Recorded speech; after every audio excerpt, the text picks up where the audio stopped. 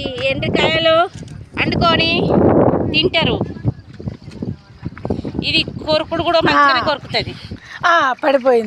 పడిపోయింది ఎండ్రకాయ.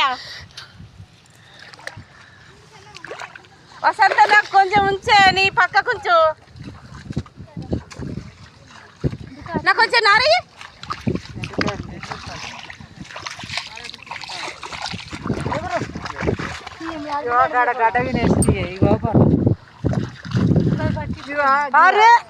మనం మర్ర ఆలు పడతారు మనము ఎందుకు